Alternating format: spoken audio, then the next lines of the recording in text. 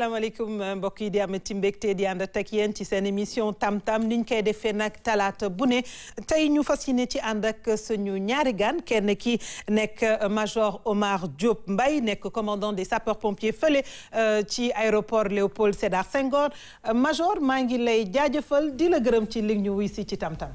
waaw Yolande ñu ngi leen di sant di leen gërëm aussi ci invitation bi di sant suñu naataango yu ñu toggal ci plateau bi Cheikh Diop.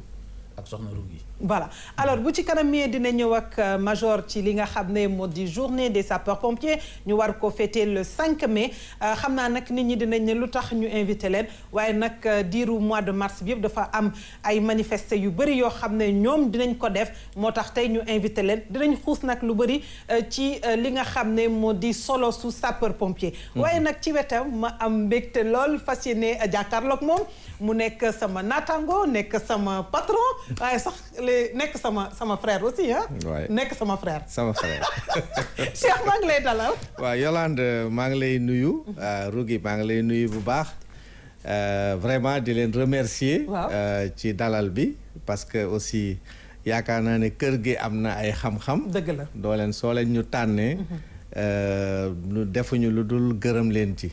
bon may rafetlu aussi émission tam-tam souvent dama koy seetaan maa ngi koy wax sànq que ma émission bu relax la donc vraiment maa ngi leen di féliciter ci liggéey bi ma may fàttali mu ngi ci rédaction journal parlé bu rajo Sénégal sama càmmoñ ma am mbégte aussi di ànd ak yow Rougui maa ngi lay dalal maa ngi lay nuyu Yolande di nuyu monsieur Omar Diop commandant major Omar Diop di nuyu monsieur Cheikh Diop rek comme ni nga ko waxee sa naataango waaw di nuyu téléspectateurs yi ñuy seetaan di wax ne rek amati nañu mbégte pour ñëwati présenter leen seen rubrique bi di on en parle bi nga xam ne rek saa su ne mu indi thème yu am solo Yolande. effectivement on en parle tey nag ñu fas yéene waxtaanee ci journée des sapeurs pompiers waaye nag balaa ñu ci dugg dañuy ne kiis daw dem région.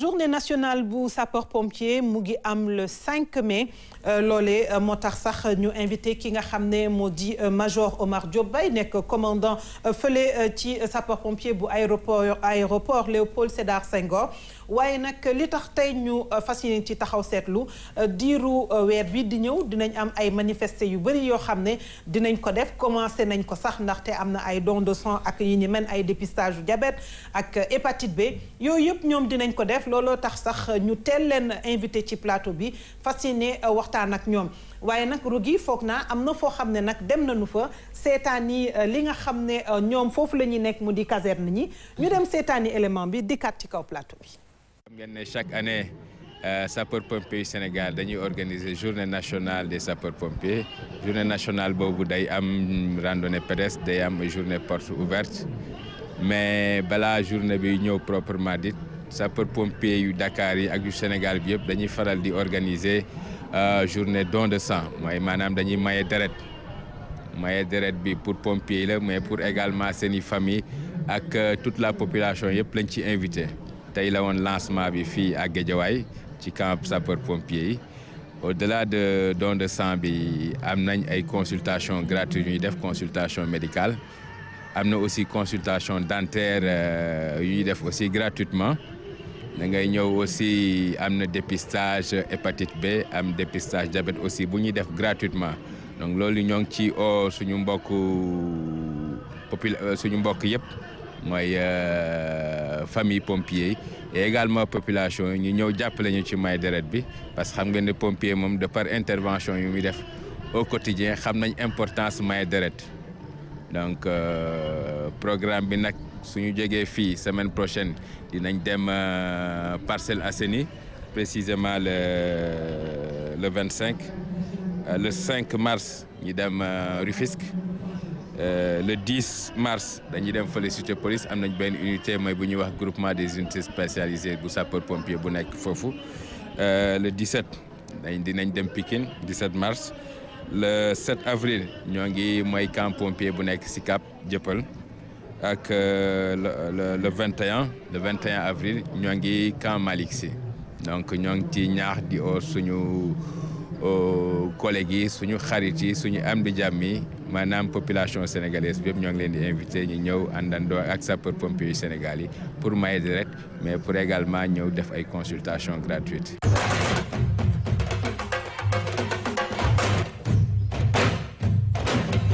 programme baa ngi noonu di gërëmaat encore une fois le lieutenant-colonel Ange Michel Diatta nekk commandant groupement des sapeurs-pompiers bu Dakar moom la ñu doon dalal noonu foog naa nag rugi campé nañ le débat major mu nekk une série de manifestations yoo xam ne fasciné ngeen ko def en prélude à la journée nationale des sapeurs-pompiers mais tey bu ñu doon laaj parce que nag sapeur pompier am na solo lool mais tey sénégalais bi nga xam ne moom moo ñuy seetaan di gis rek sapeur pompier ci wii moom bu amee accident ñu woo leen bu amee safara ñu woo leen solo sapeur pompier au-delà de ces missions yi nga xam ne moom la sénégalais yépp xam lan nga ñuy wax.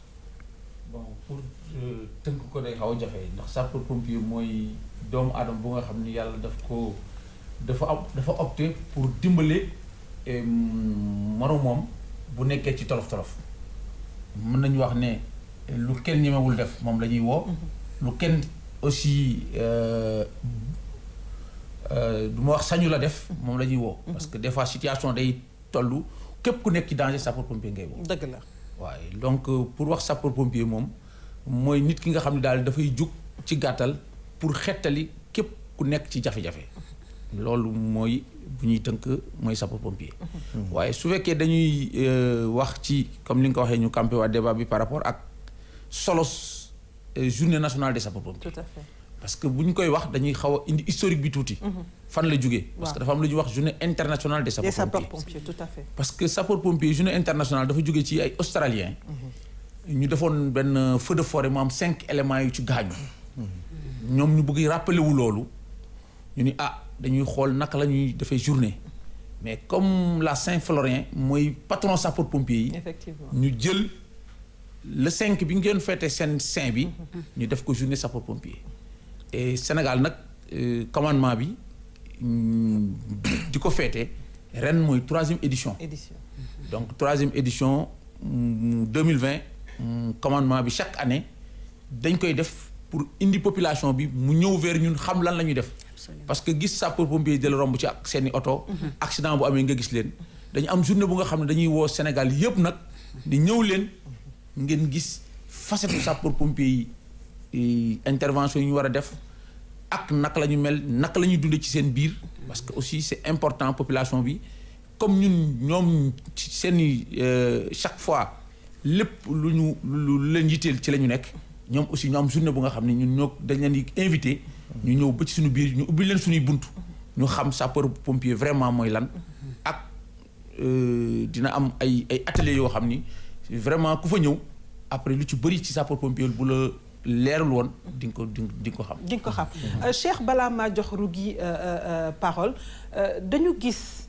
tout le temps ñoom sax yenn saay dañ ciy communiquer di wax importance su 18 bi ci loolu laay ñëw parce que yenn saay nag le 18 ku nekk xam na ne bu accident amee bu jëye amee moom ngay woo pour mën a jot ñi nga xam ne moo di sapeur pompier yi. mais en général da ngay gis ay nit ñoo xam ne dañuy utiliser 18 pour ay yoo xam ne ay waxu kasaw yu amul solo de telle sorte que yenn saa yi nga soxla leen doo leen mën a jot. loolu tamit jot na tey ñu taxaw ci wax lan mooy solos 18 ba pare nit ñi bàyyi ci xel. waaw Yolande maa ngi lay nuyuwaat di nuyu aussi ñi ma bokkal plateau bi yaakaar naa ne damay compléter tuuti rek. le major wax bon avant ñuy dugg ci 18 bi parce que 18 bi partout dans le monde mooy symbole sapeur pompier. Tout à fait. bon c'est vrai que ni ñu koy jëfandikoo parfois dina poser problème yaakaar dinañ ci xuus mais xam nga suñu tuddee sapeur pompier fii ci Sénégal ci taarix man jàpp naa ne 1952 maanaam le mbirum ossature sapeur pompier d'or parce que caserne Malick Sy ñu ngi ko tabax en 1952 mais objectif u caserne bi c'était la protection du port de Dakar. boo seetloo même la configuration du camp ak porte de sortie bi foofu lañ ko féetale. alors dans les autres communes du Sénégal ci période boobu amoon na ay sapeur pompier mais tuddee wuñ leen woon sapeur pompier comme suma naatago bi ma dendal ok donc c'était des pompiers yoo xam ne dañ leen tànnoon ñu nekk ci li nga xam ne moo di liggéey bi ñu tudd ay pompiers communaux ok loolu moo doon ossature bi donc en 63 ñoom daawuñu c'était pas un corps militarisé alors dañu defoon benn grève bi ñu defee grève bi mu am benn lakk bu rëy à Dakar tout à fait c'était ici au parc Amazout effectivement en 63 donc ci la ñu xalaat militariser nag li nga xam ne moo di corps bi ci tënk ko rek mu gaaw corps pompiers communaux yooyu defe naa ki ci mujj ak ki ci gënoon siiw mooy Landing Diamé Landing Diamé je crois que c'était un lutteur Thiès la dëkkoon au quartier Cité Lamy donc ñooñu ñoo nekkoon presque les derniers éléments yi nga xam ne extinction corps des pompiers communaux indi woon na ko donc ci la ñu jël sapeurs yi sous la forme militarisée mais toujours dañuy préciser que ne ñoom bokkuñu ministère des forces armées effectivement ministère de l'intérieur la ñu bokk waaw loolu je crois que major bi aspect la bu aussi bu am solo effectivement bon ma ñëw nag ci 18 bi xam nga 18 bi dafay poser toujours un problème sànq maa ngi wax major bi ñuy waxtaan sànq ma ne ko man mës naa fekkee benn accident mais j'étais très surpris bi ma jëlee sama téléphone woote ci 18 c'est un sapeur qui a décroché à Ziguinchor donc j'étais un peu perdu voilà bon donc xam nga loolu yëpp dafa bokk ci loo xam ne war nañ ko mun a améliorer mais c'est vrai que souvent bu ñu jotee appel bi quel que soit fi ñu ko jotee ci Sénégal réactivité bi mooy dañu war a envoyer message parce que ñoom am nañu seen réseau bopp waaw souvent ils n'en parlent pas effectivement am nañu ay relais yu baax mais man sama problème fu muy nekk mooy ci nit kooku di jot appelu 18 bi tout à fait est-ce que il est suffisamment conscient pour transmettre le message mais en tout cas man bi mu ma dalee le gars que j'ai reçu il a été très ponctuel parce que dama taxaw quelques minutes rek après les sapeurs sont arrivés daal di voilà donc loolu la alors Yolande tey moom damay am mbégte. ndaxte vraiment. tànn sa bu la neex fi dara tànn sa bu la neex la. te monsieur Cheikh Diop dafa nekk ci biir déjà. non déggoo nee naa la mooy suñu homme de tenue sans tenue. sans tenue et sur le plateau en plus. je parle sous le contrôle du major. absolument mais ñoom itamit ñu jara jaajëfal la ñu Yolande parce que dañuy jouer un rôle boo xam ne nii c'est vital. te Sénégal àdduna sax laay wax ku jaaxle balaa ngay woo kenn nga am jàqare ndax kër goo gis wala quartier boo gis wala dëkk boo gis réew moo gis am na kilifa waaye kilifa gi ci boppam bu boobaa du ci mën dara moom ci boppam mooy jël ay matuwaayam naa di ne xaaral fi ma ko yaakaare ma dem ci ñi nga xam ne dañoo def seen devise sauver ou périr xam nga loolu dafa rëy déjà parce que dundu doomu aadama ak ni mu toll koo xam ne danga naan man sañ naa jaay sama bakken ndax génnee bakken bi ci jafe-jafe yi mu nekk donc loolu dafa nekk loo xam ne dañ leen ci war a jaajëfal di leen ci rendre hommage di leen ci jox seen wàccuwaay ba fu ñu ko mën a defee ba pare nag daal di leen di ñaax rek xanaa ci 18 bi parce que parfois aussi comme ni nga ko waxee am na ñoo xamante ne saay-saay nañu ba nga xam ne dañuy woote même xale yi sax parfois ils s'amusent à appeler naan sama souris nii lap na wala lii parce que man j'ai vu un cas comme ça di leen kokkali ak yooyu noonu mais aussi parfois da ngay gis ay cas yoo xam ne dañuy woo sapeur peut-être jafe-jafe yooyu tamit dafay am ma bëgg a xam nag yan matuwaay ngeen ci jël jafe-jafe bi maanaam dinañ woo 18 buy sonner dans le vide wala ñu woo 18 jot feneen wala ñuy woo 18 balaa ñuy ñëw mu xaw a def benn diir yan matuwaay ngeen xalaat a jël ci 18 boobu ba nga xam ne day am pragmatisme bu ñu wootewee rek ak nu mu mënti sori kii bi transmission bi daal di nekk ñi ko war a jot ko ñi nga xam ne ñoom ñoo habilité à venir sur les lieux ñooñu ñëw mën a saafara li nga xam ne mooy jafe-jafe bi. d'accord Rougui donc li nga wax am na solo trop. c'est-à-dire que ligne 18 bi léegi je suis général bi mu jëlee commandement bi dafa dañu xam nga sama naataango Cheikh wax na ko léegi pompier dafa jógee ci corps d'extinction dem ci corps sapeur pompier dem ci groupement léegi mu ngi ci brigade te ñu am chance aussi yàlla may ñu am premier général boo xam ni sapeur pompier la nekkee xale ba nekk général donc may fàttali loolu jooyoon nañ ko lu yàgg pour ñu am ko donc loolu aussi comme Cheikh ni mu ko waxee su fekkee ne dañu nekk benn corps bu nekk en mutation mais solo su wootee 18 bi kilifa yi dañ ko jël parce que xam nañ ne des fois day nekk les aléas de la technologie. Absolument. ba nga xam ne léegi dañu créer benn centre d'appel. D'accord. boo xam ne léegi appel boo mën a woote foofu lay dem ñoo koy jox secours bi gën a jege. ñu relayer ko. waaw dem nañ ba léegi sax ñu ngi dugg ci géolocalisation maanaam xarala yu bees yi ñun aussi dañuy adapté wu ak xarala yu bees yi war nañu dem ba su intervention amee ak technologie bi nu mu avancé nga mën a gis auto sapeur bi gën a jege lieu bi bu ñu xasee woote rek même su fekkoon ne dafay dem te bokkul ci zone boobu moom la ñuy gën a wax moom la ñuy wax mu dem parce que loolu aussi kilifa yi dañ ko jox vraiment yitte pour que population bi fu mu mën a wootee rek sapeur pompier yi taxaw soo leen gisee sax léegi xar kanam Dakar xaw na changé parce que chaque fois boo leen di heure de pointe yi da ngay gis ne am na ay ambulance ak ay auto pompier yu ñu prépositionné prépositionnement boobu dañu gisoon ne boo woote waan bu ñu jógee ci camp bi embouteillage bi day yàgg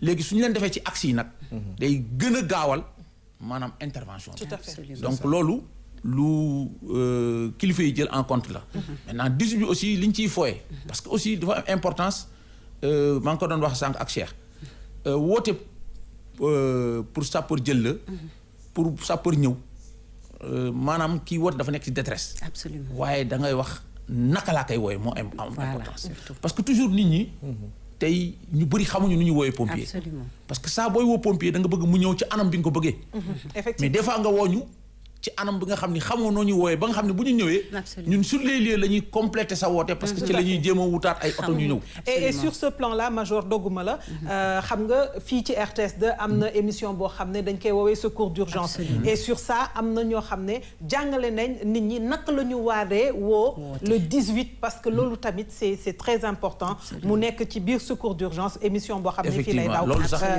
loolu sax en illustration moo gën a tax ñu invité ma tout à fait parce que secours d'urgence man maa koy coordonné effectivement et émission bi en même temps man ci commission don de sang laa bokk tout à fait moo tax bi ñu dee lancement secours d'urgence bi ñu commencé ci les accidents domestiques maintenant ñu ngi dugg ci les gestes de premier secours parce que aussi ñu ngi foofu dañuy sant waa RTS2 ñu mën a may population bi ñu mën a xàmmee ba mën a nekk des citoyens civiques de niveau 1 parce que donc le premier témoin ci accident foo ko fekk war na mën a def le minimum pour ñetti affaire ci victime bi mooy maanaam mu maintenir ko en vie waaw métti yi koy dal mu wàññi ko waaw ba pare woote secours yi mu gën a gaaw ba nga xam ni bu yeggee hôpital su jógee ci accident bi laago du ci am donc loolu aussi rôle premier témoin bi man nag bon ci 18 bi conscience citoyenne laay évoquer Absolument. parce que xam nga am na réew yoo xam ne sa xel sax du xalaat ngay woo sapeur pompier te nekkoo en détresse Absolument. donc il faut que de conscience citoyenne boobu ñu développer ko parce que boo seetloo la plupart ñiy woote ci 18 bi du ay mag ay xale lay doon Absolument. donc parents yi war nañu quand même mën a et cher ça revient au civisme oui, dont au nous civisme parlons waaw ñu yar seen njaboot ci loolu parce que quand même jàpp naa ne jël téléphone di woo 18 Absolument. te dara xewul je pense que loolu aussi question d'éducation la waaw donc et c'est mettre en péril d'autres vies c'est ça d'ignorance donc aussi, voilà ba d'ignorance, pare parce que bon xamoo ne 18 yaa bi ngi lor aussi keneen. comme ni ko major waxee nit ki aussi war na mën a am benn xarañte maanaam sooy woo 18 nga jël say matukaay yenn saa yi sax gis nga nit dina leen woo ñoom bu ñu génnee ci cas bi sax du ñu xam fu ñuy jaar Absolument. waaw parce que danger bi mi ngi nii mais fi ñuy jaar pour egsi fa jafe-jafe la parce que ki leen woo il a même des difficultés à se situer par exemple dans Dakar effectivement donc Absolument. yooyu xam nga c'est des problèmes yoo xam ne aussi bon il faut ñu woo nit ñi quand même ci conscience citoyenne bi développer ko parce que bon man damay jàpp ne bon réew yu ko mën a def ñun aussi mën nañ ko def parce que Absolument. nous sommes une nation indépendante quand même depuis 60 ans tout à fait bon li ma mais bëggoon wax Cheikh major par rek rapport à ça balaa ngaa wax ak major le problème aujourd'hui pour li nga xam ne moom nga wax sànq yenn saay dañ leen di woo mais ñoom sax duñu am fu ñu jaar Absolument. et ça c'est un véritable problème surtout dans Dakar Oui, et en dans fait, les marchés xam nga Dakar c'est l'aménagement de la ville qui pose problème effectivement bon ça ne touche pas seulement les sapeurs-pompiers Absolument. mais yeneen secteur sax da leen di laal Absolument. mooy ñi nga xam ne dañuy liggéey ci au plateau ainsi de suite loolu je pense que xam nga temps yi yëpp ñu ngi doon wax ci plan d'urbanisme de Dakar bon tout récemment je pense que le ministre Abdou Karim Fofana lancé woon na travaux yi fii ci Dakar xam nga loolu enjeu bu mag la parce que le plan d'urbanisme de Dakar pas seulement de Dakar mais de beaucoup de villes du Sénégal war nañ ko seetaat parce que boo jëlee Dakaru 1960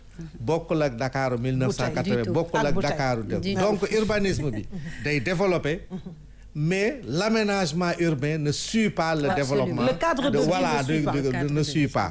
Mais yooyu yëpp c'est des questions de planification. Bon outils yi am na fi. xam-xam bi am na fi. mais nan la ñu war a mën a def ba nga xam ne képp koo xam ne da ngay tabax. ñu xool ci yan anam ngay tabax. dinañ ci dellu si. parce que gis nga Major. il y a tellement d'immeubles à Dakar aujourd'hui. Je ne suis pas sûr que sapeur-pompier xam nañu plan yi nga xam ne moom la ñu. non et waa Descos invité woon nañ leen fii. voilà exactement voilà donc loolu ça nécessite que ñu jël ay mesures hardies. parce que danger bi buy ñëw kenn du ko sóoraale. Absolument. tey da ngay am un immeuble de 28 mètres wala un immeuble 50 mètres. aujourd'hui plan bi nga xam ne mooy occupation bi. tey sapeur-pompier mënuñu ko am bon dama xamul nag est-ce que sapeur ñoo war a def effort pour xam ko wala nit ñi ñoo war a def. est-ce que travaille en collaboration avec la Descos. voilà surtout ça. ci loolu dañ ciy wax rek. xam nga sapeur-pompier dafa am secteur bu nekk. am na caserne bu fa nekk. waaw léegi. conscient de ces manquements commandement bi dafa jël benn initiative boo xam ni initiative bu baax la mooy maanaam ñun suñu bopp dañuy répertorier maintenant établissement yi dañuy ñëw gis nga am sa immeuble ñun ñu étudier ko pour xool maanaam su jafe-jafe su fa amee nit ñi nag la ñuy génnee waaye ñun aussi sapeur pompier bu ñu ñëwee di liggéey naka lañ fa mën a liggéeyee ba xam sa établissement te yow waxuloo ñu ko. parce que dañu nekk di recenser maintenant tous les établissements à risque. ñu defal leen lu ñuy wax ci tubaab la répertoriation. voilà c'est ça maanaam c'est les plans de répertoriation bu fekkee ne dañ fa war a intervenir risques yañ fa mën a am. ak ñun naka lañ fa mën a intervenir ba nga xam ni safaan boo fa amee dinañ ko gannaaw maîtriser. donc loolu importance la mais suñuy taw kiyaat ci 18 bi rek dañuy wax ne. man li ma gën a li ñu war a secours d'urgence émission bi dinañ gis ci comment alerter gis nga alerte comment alerter boobu. ba fa am ay points yu am solo. parce que toujours booy woote da nga bëgg a woote sapeur yi ñëw ci anam bi nga ko soxlaa. waaye kii woote toujours day nekk ci jafe-jafe. xam nga ki nekk ci jafe-jafe àndul ak sagom. waaye dañ koy wax rek ne buy woote li muy njëkk a wax mooy numéro téléphone am na ko joxe. d'accord. parce que boo joxee sa numéro soo nee man la diw sama numéro téléphone lii la. tey même soo coupé. ñun dinañ la wootaat. dinañ la mën a woowaat. waaye sapeur lakk am na fii Grand Yoff. rek coupé nga coupé. ak Grand Yoff ni mu def. maintenant ci loolu aussi. avancée technologie bi dafa dem ba léegi sunu centrale yi. dañ leen defal ay téléphones yoo xam ni numérique la yoo xam ni yow soo yëkkatee téléphone bi rek. sa bos day feeñ sa numéro day feeñ. très bien. loolu aussi c'est important et c'est dissuasif aussi. parce que nit dina woote di wax leneen. soo koy waxee numéro am rek day raccrocher. très bien day xam ne jàpp nga ko. waaw donc loolu aussi.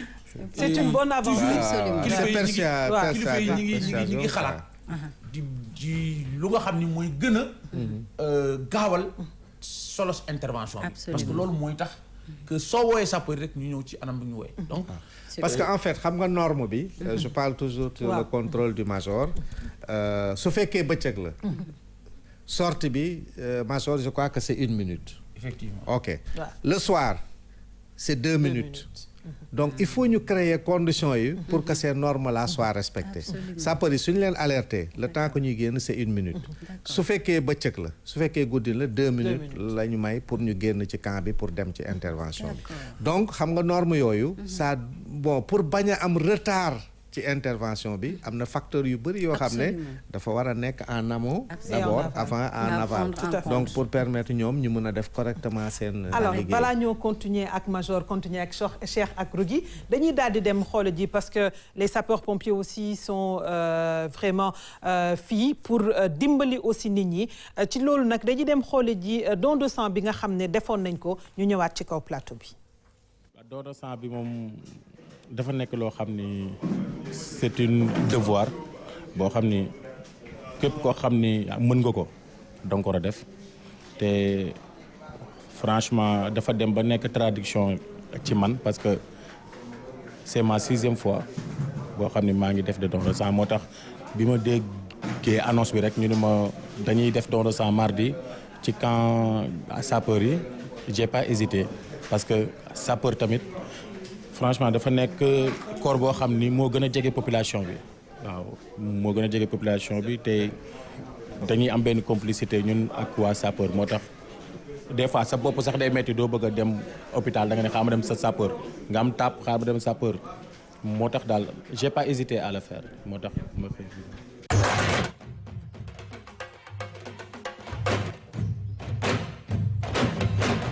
Don de sang, un geste qui sauve des vies mu nekk lu am importance loo xam ne sapeur pompier yi nga xam ne saa su nekk dañuy jànkonte ak nit ñoo xam ne dañuy soxla deret parce que nag bu accident amee ce sont les premiers concernés ñoom ñooy ñëw di jël si malade di yóbbu ci hôpitaux yi kon foog naa Rougui lu am importance mu ngi nii dañuy daal di continuer nag Rougui ci waxtaan bi ak Major ak Cheikh dama lay bàyyi nga poser question balaa ñoo jàll ci leneen.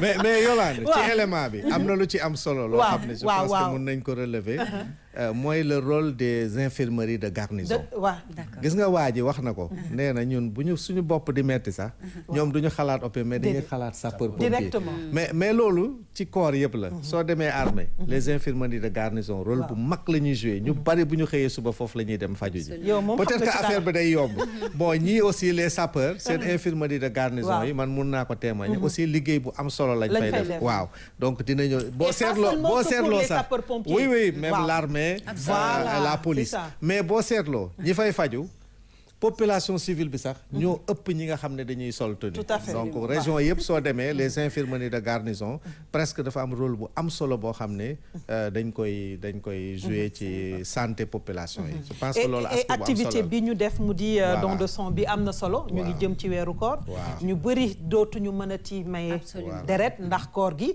je pense que c'est très important aussi ñu soulever oui mais Yolande du koor rek c'est que léegi boo demee ci région yi Major banque de sang yi presque dañu vide soo demee Kolda chaque fois ñu jot ay éléments yu jóge ci région yi Tambacounda les régions périphériques ils ont des problèmes pour alimenter les banques de sang donc je crois que geste bu am solo la dootul koor rek de gars yi mayeetuñu deret donc il faut ñu sensibiliser waaw c'est très important parce que même bu dul les accidentés ak yooyu comme ñoom ñi nga xam ne ñoom la ñuy gën a protéger mais il y a les femmes en état voilà en couche et tout donc c'est important mais bëggoon naa xam quand même fan ngeen ci toll ndax nit ñaa ngi ñëw et c'est l'occasion de lancer un appel encore pour que ñu gën a ñëw gën a participer ci don de sang bi xam ne bu ñu ko defee dañ leen di jàppale yéen mais tamit ku ci nekk xamuloo ëllëg lan moo mën a dal ci sa njaboot ça exactement on vous soutient mais en même temps on ne sait pas sur qui ça peut tomber un jour dañ koy defal suñu bopp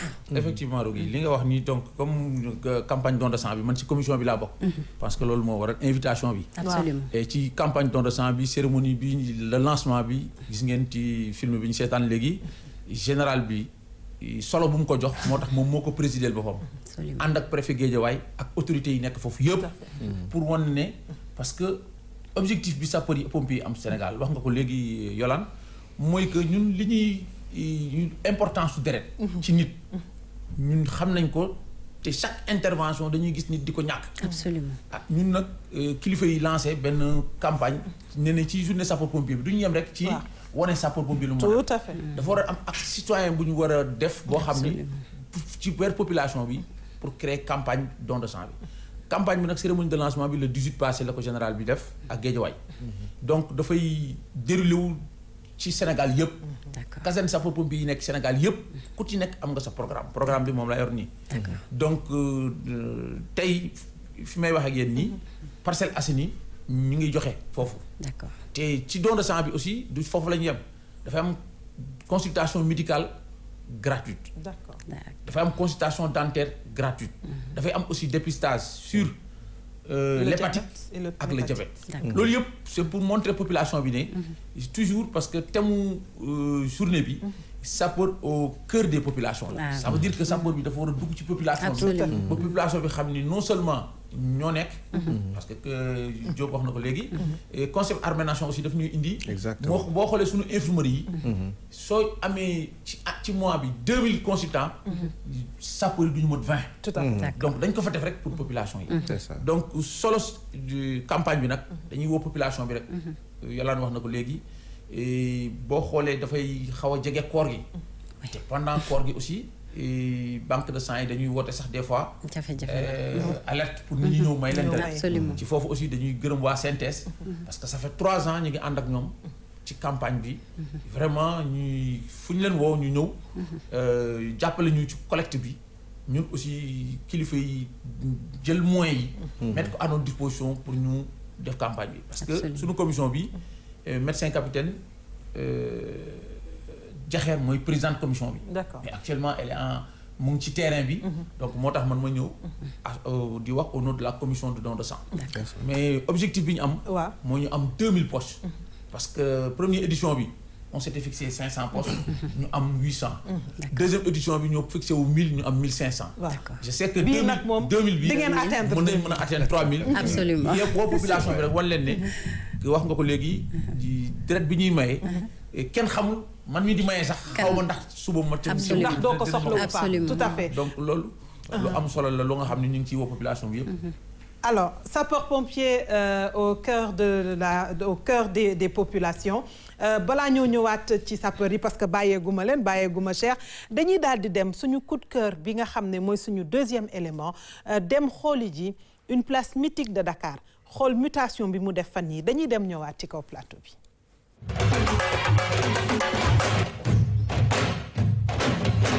fii moom léegi mel na noo xam ne boo fi rombee daal.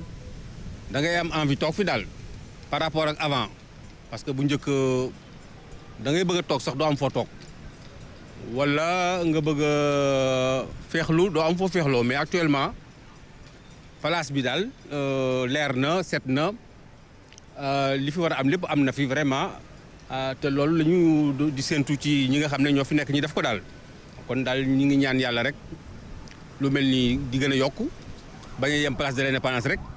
ñi defal ñu ko Sicap defal ñu ko ci quartier yëpp Kër Massar et cetera mais Dakar moom fii moom mooy xol bi wax dëgg yàlla képp ku fi ñëw moom da ngay bég. place bi nag ni ma ko gisee place la boo xam ne yàgg naa ko xam ndax Dakar laa juddoo daanaa fi ñëw bi may xale dem naa di ñëw dem di ñëw li ma fi gis nii tey lenn rek laay ñaan ñu continuer ko.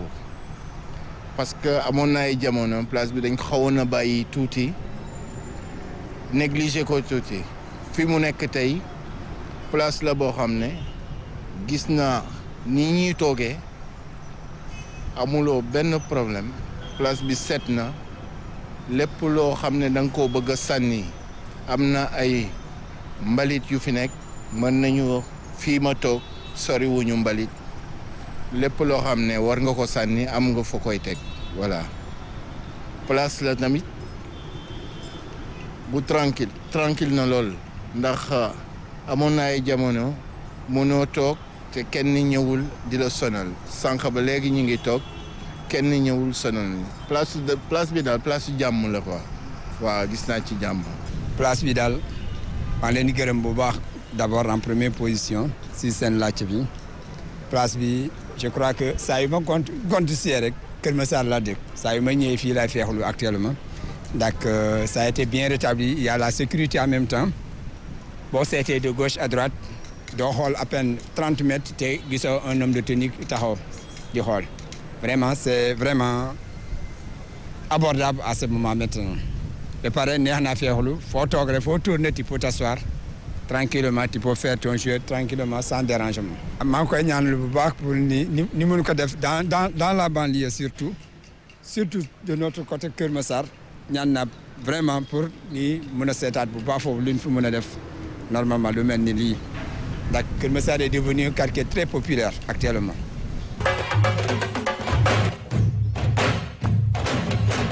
Rougui foog naa jarul may wax fi fan la. ñëpp ko xàmmee ñëpp xàmmee nañ ko.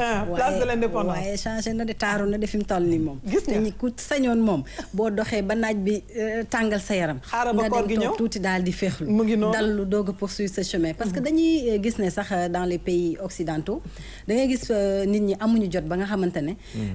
bu ñuy dem def seen course wala sax ñu liggéey ba wàcc. sañ nañu jàdd jënd seen sandwich. toog fu set.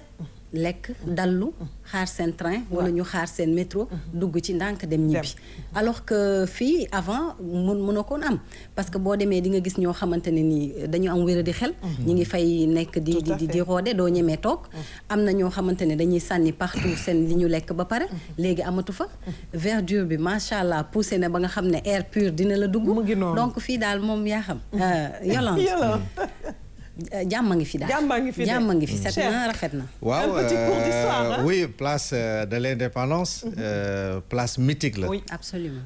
d'abord ci suñu indépendance su réew. en 58 fii le général de Gaulle ñëwoon.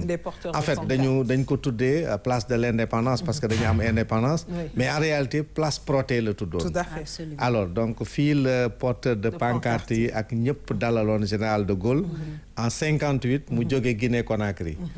alors contexte bi oui il veut l'indépendance parce que y avait les porteurs de pancarte mais jour boobu Wal Jojo Ndiaye moom moo liiroon le discours ça y est dans les archives du Sénégal alors le général Gaulle était tellement agacé par les porteurs de pancarte qu'il leur a lancé une phrase si vous voulez l'indépendance vous la prenez donc loolu histoire la place Protet place de l'indépendance gis nga aménagement yi mel nii toutes les grandes villes du monde soo fa demee da nga koy gis man dem naa Durban mais soo demee Durban y a tellement de places vides yoo xam ne dañ koy aménager pour nit ñi di ci doxal donc je pense que aménagement bu mel nii ñu ngi koy def à Saint-Louis parce que ils sont en train de reprendre la place Faidherbe de Saint-Louis xam nga foofu aussi c'est une place mythique bon, malheureusement man sama dëkk attention place bi fa gën a mag muy place de France en fait aménagé nañ ko. waaw mais ils ont mis du béton. malheureusement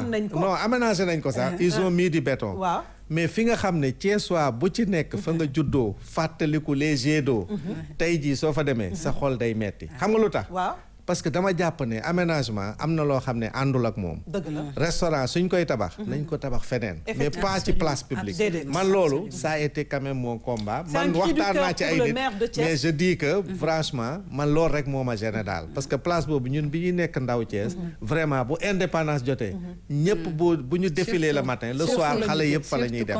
donc voilà quoi donc je pense que aménagement yi mel ni am na solo. alors c'est un cri du cœur à l'endroit du maire de la ville de Thiès. c'est mon goro. mais voilà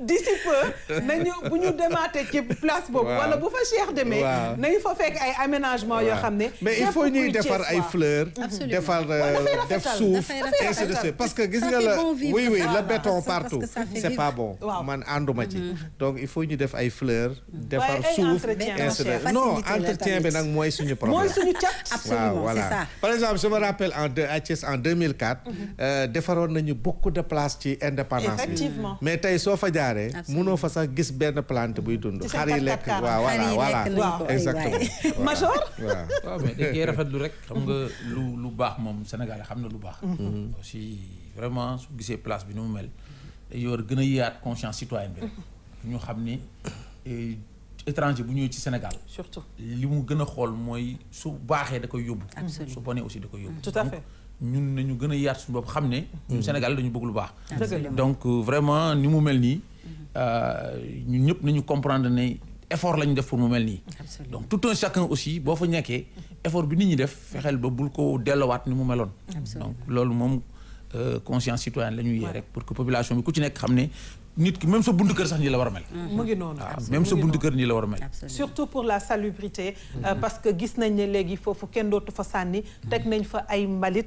ngal rek Sénégalais yi bu kenn ñëw déjati mbalit ci yóbbu. loolu aussi c'est un problème. waa UCG fan yii yëpp ñu ngi ci nekk di ci wax. non mais c'est vrai parce que ñu ngi toog di teg ay mbalit sur ci coin ak recoin wu Ndakaaru mais nee nañ buñ ko compter ci guddi gi buñ ñëwaatee mu manqué. Ouais, mais c'est comme suñu caniveau yi. mais voilà kubéeru caniveau yi yëpp disparaître na. voilà même donc les grilles de protection. voilà exactement même les grilles sont coupées. c'est prévu. ci voie wu ñaari tali bi. effectivement ñu ngi fay defar aussi. exactement ñu ngi nekk di ko defar mais yaa ngi gis jaaykat yi si biir. da ngay gis xale yi dugg ci biir di football. te les travaux ne sont même pas encore terminés. cant yeeg ñoom seen sax dañ koy def ci biir. verdure fleurs yi ngay wax ñu ngi ko encadré avec des barbelés et autres. mais dañ koy jël dem jaay ko. xar yi ñëw lekk garab bi te dëgëragul. loolu question de comportement citoyen encore une fois hein. mais aussi askan dañ koy yar. waaw gis nga boo demee ci réew yu mel ni les pays communistes là. mais am na yoo xam ne kenn ñemewu ko def. sañoo ko sax waaw parce que bon xam nga aussi booy jiite réew. da nga war a yar askan bi. askan kenn waru leen bàyyi ñu def lu leen neex. tout à fait bon c'est pas de la dictature mais quand même nit ki dañ ko war a yar. waaw parce que bon système politique bi aussi bon nu mu tëddee rek mooy dañu war a sóoraale aussi que ne suñu defaree lu baax pour majorité bi la. tout à fait il faut pas que benn nit ñëw rek déggati affaire bi. dem jaayi ko. bon affaire bi jaaree noonu dem. donc il faut considérément que ñu am ay sanctions yoo xam ne dañ koy teg ci nit ñi. bon pour que ça doit être une affaire de tout le monde. de tout le monde waaw ku nekk concerné wu. ba noppi nag di laaj mairie yi aussi nañ ñu dimbali ci aire de jeu pour xale yi. ndax ñu mën a am fu ñu fowee. ñu bañ leen di leen fiir yenn saay wala du ñu am fu ñu fowee nekk ci tali yi. loolu aussi c'est un véritable problème foog naa ci commune yi. c'est un cri de cœur que nous lançons aussi. alors balaa ñoo ñëwaat ci Major ak ci Cheikh ci journée nationale des sapeurs-pompiers dañuy daal di dem xooli ji vue sur la toile ñëwaat ci kaw plateau bi.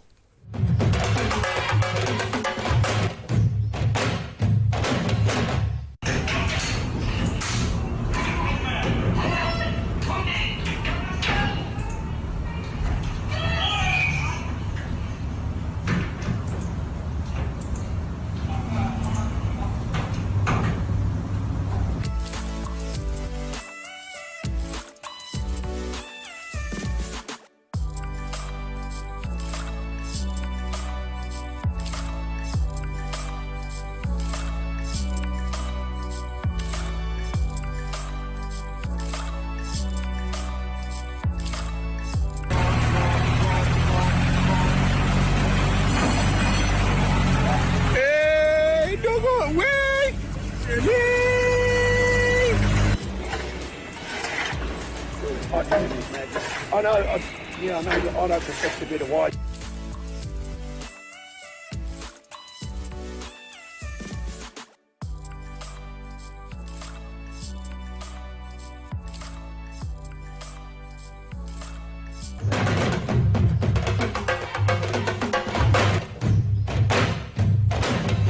alors comme quoi indiscipline baaxul ci dara gis nañ jëye yi nga xam ne moom la mën a indi te saa yu jëyee amee après sapeur pompier la ñuy woo si aussi alors Major ñu ñëwaat encore une fois ci sapeur pompier amoon na ay temps da ngeen doon jooy ay jumtuwaay je pense que nag at yii ñu weesu jumtuwaay moom tubaar fakàlla macha allah.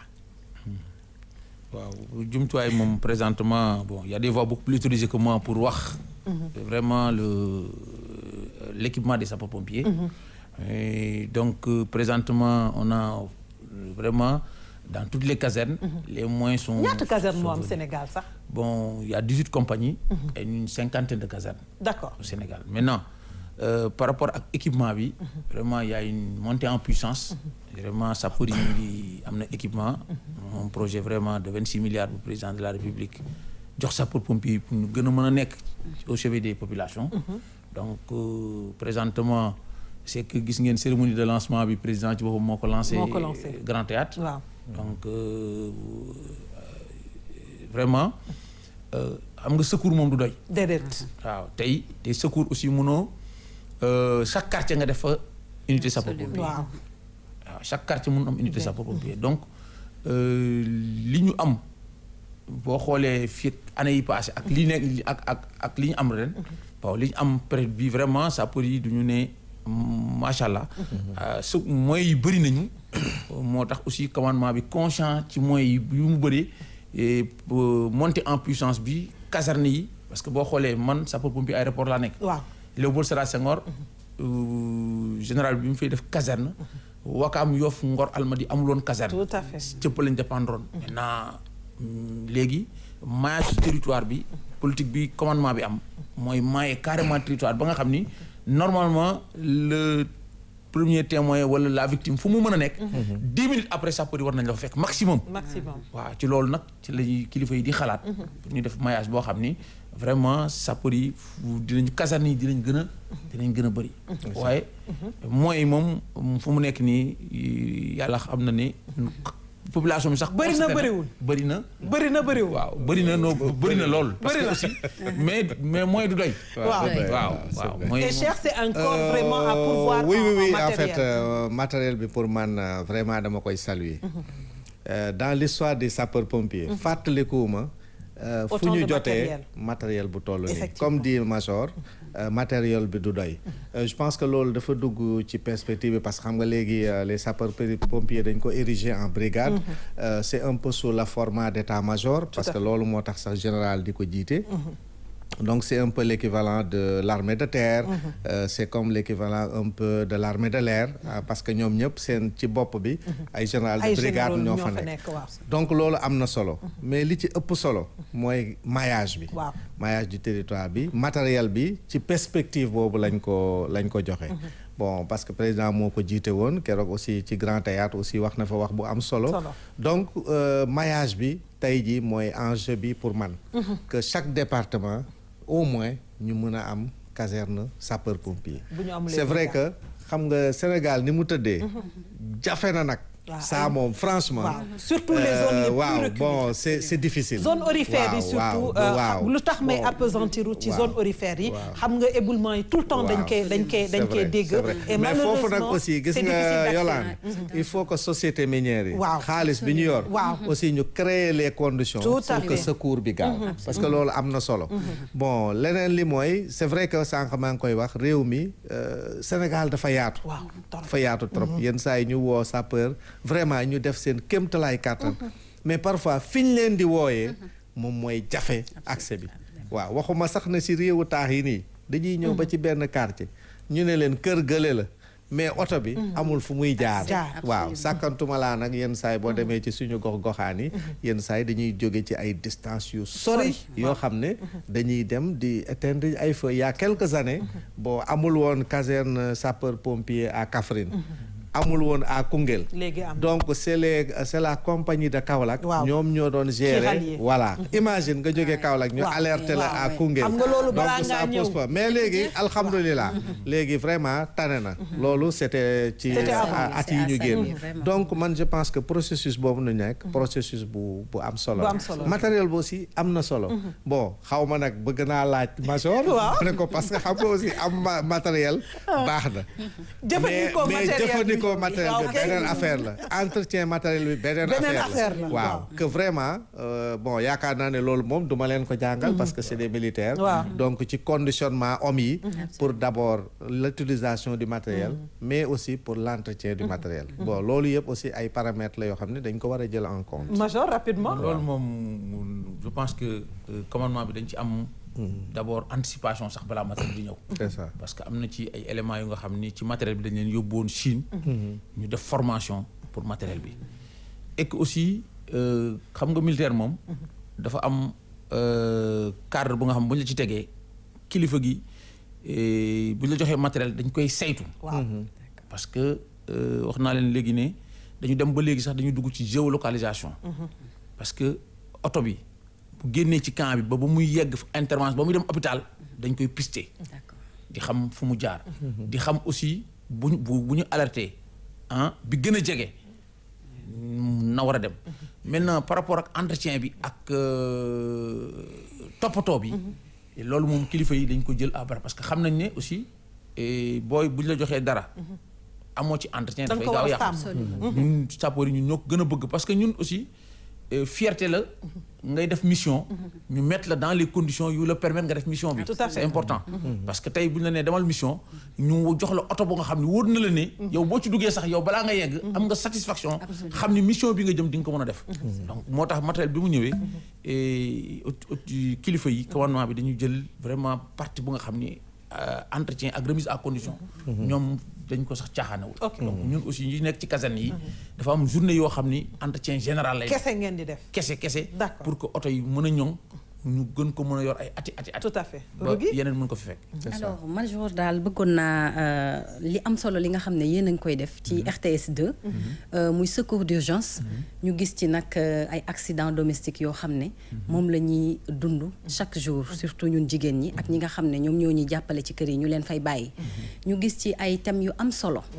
mu nekk vraiment ay secours d'urgence comme ni tur bi niñ ko tuddee rek ci télé bi yoo xam ne premiers soins yi ak secours bi ñu war a apporter ki nga xam ne moo am accident domestique bi sur le champ mu am solo lool. surtout la friteuse en famille. absolument wala gaz bi nga xam ne dafay flammé wala cin bu tàkk ci kaw xale yi te xamuñu nuñ koy fayee wala ñun jigéen ñi ma bëggoon nga ñëwaat ci secours d'urgence bi lan mooy yéen solo secours d'urgence waaw solo secours d'urgence dañ ci remercier RTS 2 aussi ak sunu général bi nga xam ne ñoom ñoo xalaat parce que aussi population bi il faut ñu yee leen sur les accidents domestiques. tout à fait. accidents domestiques yi nag comme ni ngeen ko waxee dañuy xëy am ñuy bàyyi ci kër ga des fois aussi incident bu ndaw boo xam ne mënoon nañ ko fay mënoon na bañ a garaaw day garaaw parce que ki fa njëkk a nekk xamul lu muy def. donc bu ñuy jëlee concept secours d'urgence bi nag ñu dañ koy def ay volets. dafa am volet boo xam ne dafay wax sur les accidents domestiques. am volet boo xam ne day wax sur les gestes de premier secours. soo leen xoolee lii daw fan yii yëpp mooy accident domestique mooy feu de friteuse bi. parce que aussi foofu dañuy wax population bi rek ne lakk ñetti élément moo koy joxe. pour lakk am il faut li tàkk. mooy combustible bi. waaw li koy taal mooy source de chaleur bi. ak ngelaw li koy. joxe bu joxe. pour nga fay lakk aussi dafay yomb. benn ci élément yooyu boo ci agiré rek lakk bi day fay. d'accord mu nekk nag ay émission yoo xam ne mu ngi daw absolument et c'est une émission par semaine alors boo ko ratee mën nañ am na ay rediffusion yoo xam ne dinañ ko xool et on invite toutes les populations à regarder parce que ça peut arriver à tout un chacun et à tout moment. absolument waaw donc après suñu demee ci lakk yi après dinañ dem ci toujours ci accident domestique yi ci xale yi parce que xale aussi accident yi ko gën a mën a dal ci kër mooy chute intoxication parce que des fois dañuy jël ay bouteilles eau de javel ak crème def ci beneen produit bu bokkul am na benn cas bu am caaroy laay tey c'est courant ñaari xale ñoo ci gaañu yooyu kuy suivre émission bi dinañ la ci yee jeex na tàkk dañuy jox rendez duñ leen wax lépp nag parce que boo leen waxee lépp duñ seetaan émission bi dañuy teg foofu suñu baaraam ku bëgg a seetaan émission bi na koy koj fii ci RTS 2 c'est une émission par semaine kon nag ku ko raté mën nga ko seetaan en rediffusion et c'est très important surtout femmes yi sànq rug yaa ngi koy wax na ñuy jéem a seetaan loolu parce que du jour au lendemain mën nga confronté wu ci benn problème te bu dee seetaan nga émission bi mën nga xam les premiers réflexes yoo xam ne di nga ko am balaa bu dee sapeur ngay woo wala keneen nga woo ko mu mën laa ñëw dimbali li duuf ci nag bi ni ma koy waxee saa su ne parce que fu mu ne nii sama réalisateur non dama lay jox sax booy tëj nga waxaale Aimé fu mu ne nii mu ngi ma xoj ci loos alors li duuf ci nag li nag xajul ci cin li mais ce fut un plaisir Major ñu recevoir la parce que nag sapeur pompier yi mënuñu dem sans ñoom mais ñoom tamit mënuñu dem sans ñun di la jaajëfalaat encore une fois ci lu ñu wuy si waaw d'accord dañuy leen di gërëmaat ci émission bi bu baax a baax di leen wax ne rek ci départ ci début émission bi campagne don de sang bi lancement bi dafa am solo waaw ñu def ko Géejawaay moo am marraine waaw parce que aussi comme li ma wax sànq rek sapeurs yi dañu nekk au cœur des populations tout à fait docteur Dickou Ba yor maternité Guédiawaye Roi Baudouin moo nekkoon marraine bi tout à fait donc madame Seck moom moo ñëw ak délégation vraiment ñoom ñu xam ne solos affaire yi moo tax ñoom ñu ñëw ak délégation colonel Pape Ange Michel Diatta moom moo yor groupement 1 waaw maanaam sapeur pompier yi nekk Dakar yi mooy seen kilifa te vraiment campagne bi daf ci bu ñu amee objectif 1000 postes nañ jàpp ne 2000 postes autant pour moi 1000 postes yi Guédiawaye foog sapeur non Dakar région de Dakar moo ko war a génne donc moom vraiment mu instruire élément yëpp di ñu jàpp ci donc ñu leen di gërëm ci population bi aussi ci ni ñu ñëwee en masse. parce que aussi certes mënoon nañu wootee kaa leen may deret ñu ni parce que le slogan bi un sapeur une poche de sang la. waaw dañu commencé ci ñun. tout à fait woo population bi wan ne deret bi ci yéen la jëm. waaye consultation bi aussi chaque fois bu ñu koy def. nañu sentir que ne chaque année rek. sapeur yi dinañ organiser loo xam ni. population bi dañ koy may. incha allah te bu boobaa ñun dinañ leen jàppale Cheikh. ma lay jaajëfalaat encore mais jërëjëf Yolande. j'espère que li ngeen doon xaar ci man gis ngeen ko. non déggoo li ma lay wax mais en réalité dama bëgg a insister ci ñaari points. bala ñoo tëj rapidement. ci montée en puissance su sapeur pompier yi. je pense que l'école de formation de Thiès. affaire bu am solo la. waaw xam nga tey. militaires yi am nañ seen école de formation d'officier am seen école de formation sous-officier gendarmerie aussi am nañu seen école de formation d'officier et de sous-officier sapeur yi aussi école boobu am na solo ci formation bi parce que loolu day jàppale sapeur ci montée en puissance bi beneen bi xam nga dañu nekk ci contexte de lutte contre le terrorisme effectivement fànn bu am solo la bon man seetaan naa leen bon bokkoon naa ci exercice bi ak yooyu pàcc bu am solo lañ ci am d'abord xam nga su ñaanuñu ko yàlla su amee seen rôle mooy évacuation blessé yi rapide waaw mais xam nga loolu aussi bon bu intervention bi amee rëq-rëq rek lu muy jur moo gën a compliqué mais aussi ci engin explosif yi ñoom je crois am nañu unité bu ciy liggéey donc loolu il faut que sénégalais yi aussi xam ko non Cheikh day nekk suñu consultant hein Rougui Cheikh day nekk suñu consultant mais merci beaucoup merci ça a été une mais belle c'est toujours un plaisir de te recevoir c'est notre militaire sans tenue Cheikh Diop di ko gërëmaat encore une fois Rougui on se donne rendez-vous jeudi inchallah allez merci beaucoup di jaajëfalaat encore une fois bu baax suñu téléspectateurs yi di leen jox dig daje alxames bu soobee yàlla